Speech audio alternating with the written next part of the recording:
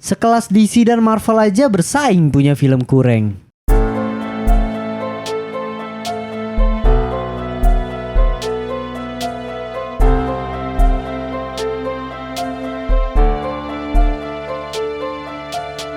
Selamat malam semuanya. Balik lagi di podcast Opini Tengah Malam. Masih bareng gue Bimo, gue Fedrian, dan gue Faris. Kita akan ngebahas hari ini kontennya yaitu film superhero tergagal.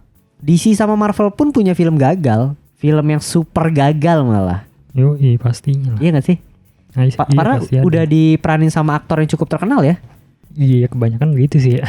Iya, nanti kita akan menjanjikan aktornya. Bener, dan kita akan bahas versi kritikus ya. Kalau nggak salah webnya itu dari Rotten sama BuzzFeed gue ngambilnya, dan ada versi Opini Tengah Malam juga. Kira-kira apakah yang paling flop itu DC atau Marvel? Asik. Faris udah pakai baju film terflop nih salah satunya kan. Salah satu film terflop. Iya, Green Lantern anjir dipakai gitu. Nah, gue mau nanya nih sebelum masuk ya, menurut lu tuh film superhero apa sih yang paling flop? Gue pengen sebut Morbius tapi dia bukan superhero kan? Ya nggak apa-apa, termasuk. Berarti salah satunya mungkin Morbius sama Green Lantern kali ya. Lu kalau dari gue. Yang bikin gue kecewa banget terakhir nonton Wonder Woman sih. Sama apa ya? Banyak sebenarnya ya. Captain Marvel juga, Wonder Woman 2. Oh, Wonder Woman 2. Sama Captain Marvel. Black Widow, aduh. Nah itu banyak yang bilang tuh Black Widow flop. Gue nggak kelar nonton Black Widow bro. Ya saking itu ya. Gue sampai ngantuk anjir Fet. Bener-bener nyaris mau tidur padahal di meja komputer nontonnya. Yang harusnya duduk ya. Iya. Beda kalau tiduran kan bisa ketiduran kan. Dan masih banyak lagi entar film superhero yang flop, dan kita akan bahas gitu ya versi Rotten-nya. Nah tapi lu tuh kalau menilai film superhero bagus apa enggak itu biasanya dari mana sih? Cerita? Biasa kalau gue dari aksinya sih harusnya sih. Lu? Kayak gue puas gak nih, atau kalau enggak VFX-nya gitu. Harusnya kan kalau superhero gitu kan filmnya kan harus memanjakan mata, aksinya juga harus kayak heroik lah dan lain-lain. Oke. Ya, meskipun sebenarnya kalau menurut gue cerita pasti yang utama sih kayak film-film lain sih. Iya. Film general maksudnya pasti story-nya itu yang paling penting kan. Cuma menurut gue ada juga karakternya sih, karena kan ini berdasarkan komik ya, maksudnya materinya udah ada duluan gitu sebelum filmnya. Dan harus ada yang harus ada yang dibikin serupa gitulah sama material aslinya. Core-nya ya? Iya, jadi itu harus bener juga maksudnya. Iya sih. Kalau misalkan contohnya rasnya diubah gitu, yang harusnya rasnya dia tuh kulit putih menggambarkan dia sebagai karakter itu, tapi diubah rasnya demi apa ya? Demi kesetaraan gitu kan. Iya, demi politik atau demi apa gitu, itu yang menghancurkan karakternya kan. Itu kadang ngeselin juga tuh kayak gitu. Iya, gue setuju sih sama Faris. Untuk garis besarnya yaitu di cerita. Karena ya gue kan kadang kalau nonton superhero kan gak baca komiknya ya gitu. Jadi kadang gue diperkenalkan lewat movie gitu. Dan yes, gue biasanya lihat dari cerita dan aksi tentu yang kedua gitu. Dan terakhir mungkin apa ya, ini yang pertanyaan gue buat lu pada sih. Salah gak sih sebenarnya kalau film superhero itu fan service gitu? Karena dibilang terlalu fan service nih gitu. Yang ngerti mah cuma fans doang gitu. Ya enggak lah. Enggak ya? Enggak lah. Menurut lu enggak ya berarti ya? Kenapa salah? Ya nggak tahu sih, kadang kan orang ya ini terlalu fan service nih atau apa ada gitu. Yang nggak ngerti ya? Iya, kadang kan gitu kan. Biasanya kalau as a movie, kita lihat as a movie ya pandangannya ya. Iya. Gitu. Mungkin salah satu tujuannya dia menanamkan fan service itu kalau orang yang nggak tahu ya jadi tertarik untuk baca komiknya gitu, siapa tahu kan. Mengulik lebih jauh ya. Iya, tapi ternyata respon orangnya malas anjir. Ini apa sih nih? Malah protes aja. Kalau nggak cari di YouTube ya. Berarti udah nggak tahu marah-marah. Iya, makanya. Harusnya cari tahu dulu ya. Bukannya menjadi berminat untuk membaca, malah marah aja. Jadi kalau kayak gitu langsung aja pasang kacamata konspirasi kalian, tetap open minded, balik lagi di podcast Opini Tengah Malam. Oke. Film pertama ini ya, The One and Only. Nah ini nih gue nggak tahu sih ini dibilang jelek atau enggak ya gitu, karena kan gue mungkin lebih ke fansnya aja kali yang kurang suka atau gimana. Jadi Batman vs Superman Dawn of Justice tahun 2016, Rotten-nya itu 29% bro. Mantap. Tapi gue sebenarnya sampai sekarang masih nggak ngerti sih sistem persenannya Rotten tuh ya gimana. Nggak tahu deh. Apakah 29% ini melambangkan cuma apa ya, kebagusannya cuma 29% atau gimana, gue masih nggak paham sih. Nggak tahu deh, gue paling ada presentasinya aja kali, penilaiannya kali ya. Jadi tomat busuk kan dia kesimpulannya kan. Iya. gitu. Tapi gimana Dawn of Justice ini? Gue sih jujur ya, kalau pandangan gue pribadi Batman vs Superman itu, gue nggak tahu karena gue nggak baca komiknya juga, tapi gue suka aja sih. Ya, maksudnya nggak jelek-jelek banget. Nggak jelek-jelek banget, cuma emang lambat aja ya, pace-nya rada maksudnya lambat nggak gitu. sampai nggak bisa ditonton gitu kan. Nggak bisa gitu, yes benar gitu. Kalau dari lu?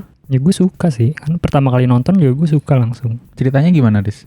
Lu nggak Soalnya nontonnya? gue nonton, enggak, tapi gue penasaran aja sama Faris, kan dia Batman abis kan. Iya. Soalnya banyak yang protes deh gara-gara Martanya itu. Oh, itu pernah sempat kita bahas juga sih. Kalau gue sih ya mengerti kenapa dia berbuat itu. Cuma gue mengerti juga kenapa orang tidak suka sama scene itu. Nggak apa-apa lah ini spoiler.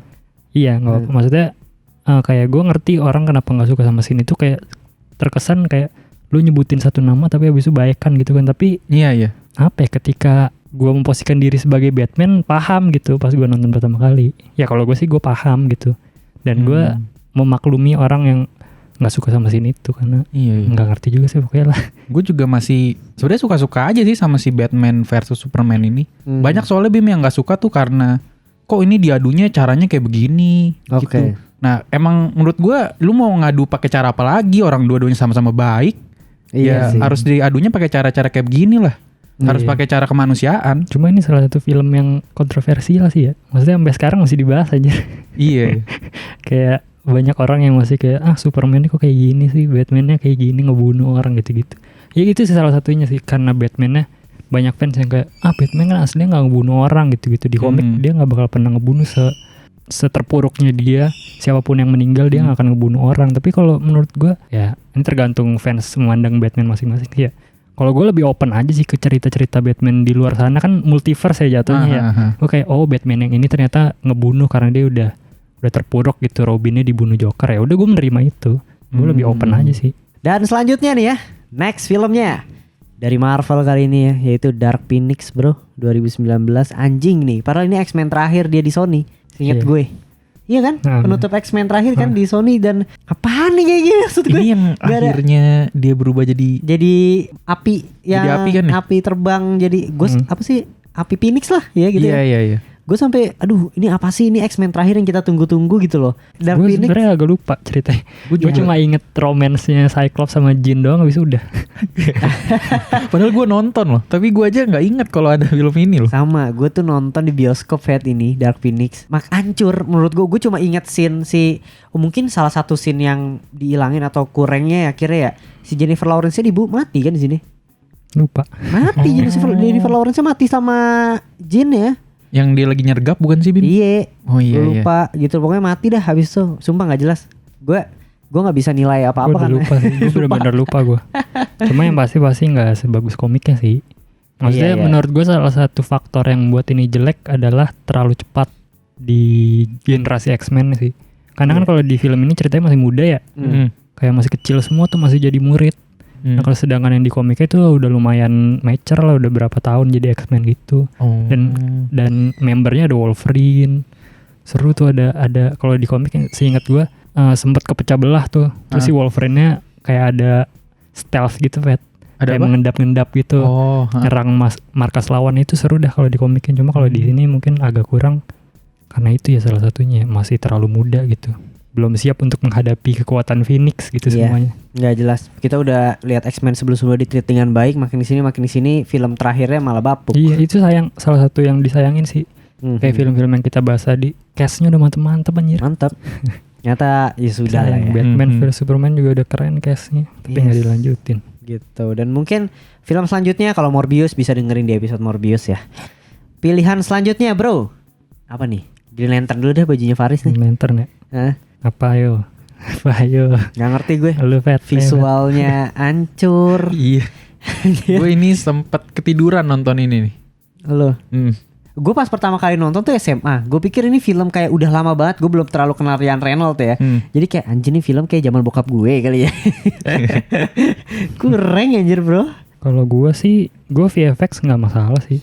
Menurut gue masih bisa diterima. Gak seburuk yang orang bilang gitu. Masih bisa gue terima kalau gue. Oke. Tapi menurut gue villainnya sih hancur. Sehancur-hancurnya hancur villain. Sehancur-hancurnya hancur loh. Sumpah, goblok banget. Maksudnya dia punya materi Sinestro tuh. Aduh itu jadi villain pertama. The best banget anjir. Kenapa langsung ke Parallax? Kalau bagi lu yang belum tahu Green Lantern ya, Parallax itu yang mengakibatkan meninggalnya Hal Jordan, Wet. Oh. Jadi itu di akhir-akhir cerita Green Lantern waktu zaman apa ya? Zaman 90-an apa 80-an gitu. Itu jadi setelah dia mati diganti sama Green Lantern baru. Nah itu cerita akhir banget tuh. Sebenarnya Parallax, tapi kenapa musuh awalnya dia anjir, salah satu musuh terkuat gitu. Oh langsung jadi akhir. Iya, terus Parallaxnya jadi kentut lagi anjir terakhirnya. Jadi asap gitu kan, gumpalan asap. Ini yang ditarik ke matahari kan? Iya. Jadi asap aja kentut. Anjir sumpah. Gue sampai bingung kenapa Ryan Reynolds mau ya meranin ini, kan dia baca skrip harusnya. Enggak tahu. Saat itu ya. Berarti fans langsung marah-marah gitu dong, Dis? Iya sih, kalau menurut gue sih yang paling itu villainnya sih. Maksudnya Sinestro tuh udah perfect villain untuk yang pertama tuh udah paling perfect. Karena kan misalkan dia pakai Sinestro nih ya, pasti setup ke yang kedua dia yang jadi Yellow Lantern kan. Itu seru banget padahal. Yes, Green Lantern salah satu film terburuk lah ya. Menurut gue, kalau buat gue ya Green Lantern gitu-gitu gue masih kadang suka nonton lagi sih. Maksudnya kan gue tahu betapa jeleknya villainnya, cuma kadang-kadang ada momen serunya juga gitu. Kayak yang pertama kali dia ngeliat dapetin powernya. Cuma kalau kayak Morbius, Black Widow, aduh kayak itu gak bakal gue tonton lagi selamanya dah. Black Widow gak selesai guys. Rekomen gak untuk selesain? Enggak sih, karena kan apa ya, kalau Black Widow nih kita bahas dikit ya. Kita udah tahu nasib dia di masa depan, meninggal ya kan.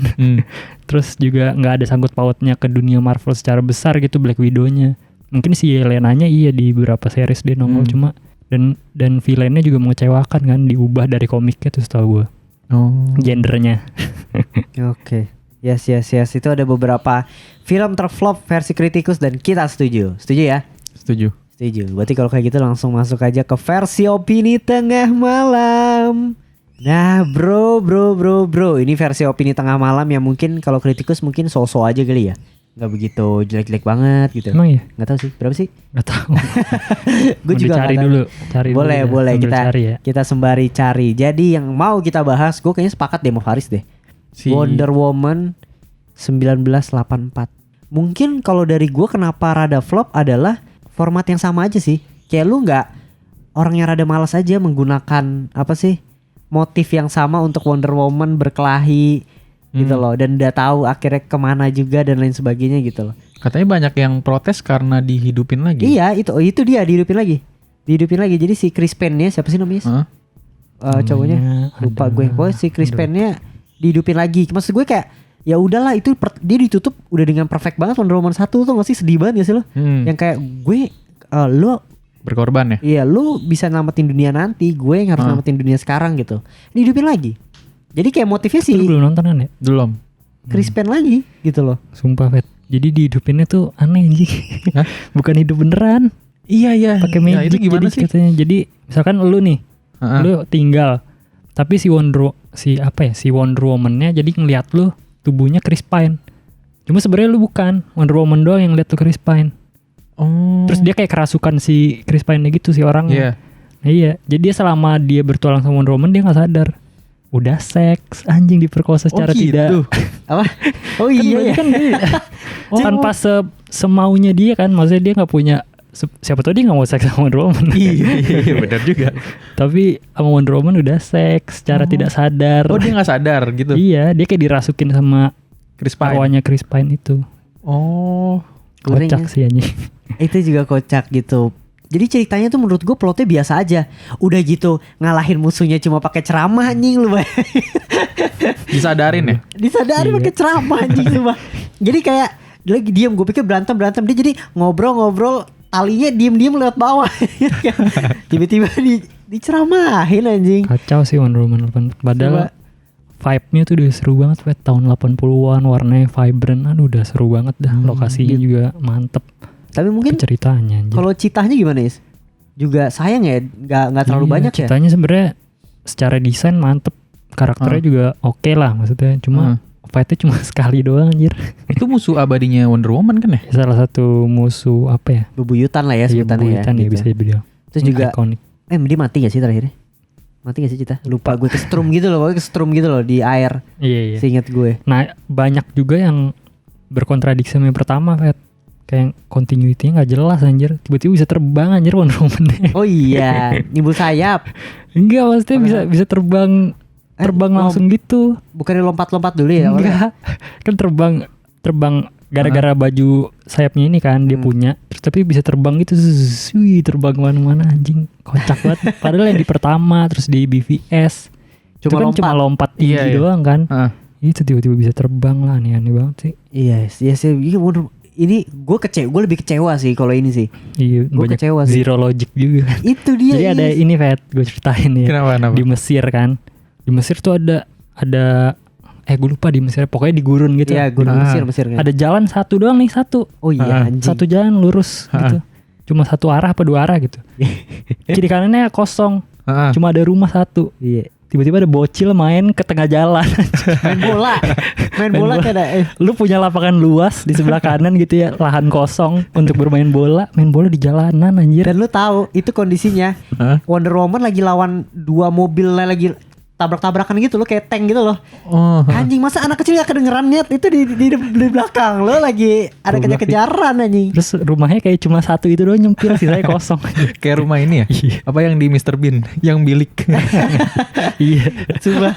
Coba itu zero logic. Itu zero logic paling parah sih. Dan gitu yang nyelamatin anak kecilnya Wonder Woman juga, karena akhirnya kayak ini anak kecil tetap diem aja.